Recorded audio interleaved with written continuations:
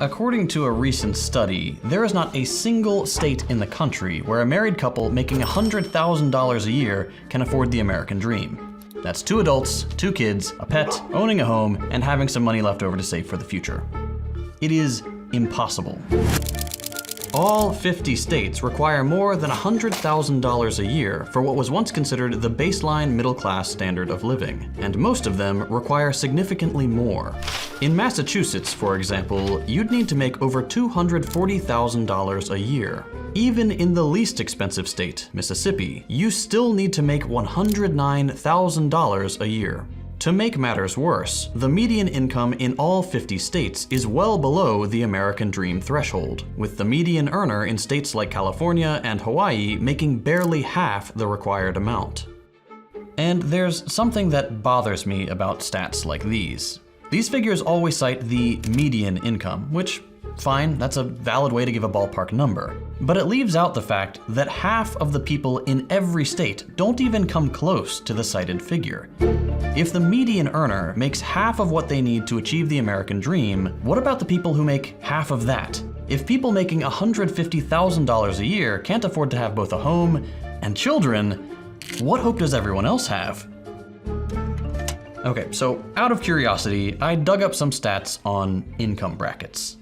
As of 2024, 62.4% of households make less than $100,000 a year. 62% of families in the United States cannot afford a stable, middle-class life in the least expensive state in the country. And this problem is only getting worse. As cost of living continues to skyrocket and wages remain stagnant at best, the dream of owning a home is slipping away from the vast majority of younger Americans. But beyond housing, everything else is getting more expensive too. Cars, gas, groceries, electricity, and especially education. According to the US Bureau of Labor Statistics, average college tuition and fees have exploded, rising by 1,200% since 1980. Kids used to be able to graduate from high school, land a job assembling cars or flipping burgers, and pay their way through college out of pocket. That is impossible today. There's a reason student loan debt is sitting at $1.74 trillion. If a student wants to get a higher education, their only options are to have wealthy parents or go into backbreaking debt. And the worst part is, when they graduate saddled with $100,000 in debt with criminal interest rates, their degree is essentially worthless because the only thing available to most graduates is gig work. As of 2023, almost all new jobs created in the US are part of the gig economy. 59 million Americans, over a third of the workforce, are doing some kind of gig work. That is insane.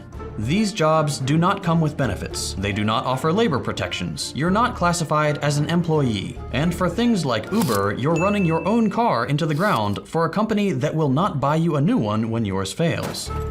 And then you have no transportation and no job. The entire economy is built to be as extractive as possible from as many people as possible to create the greatest profits for the smallest sliver of humanity.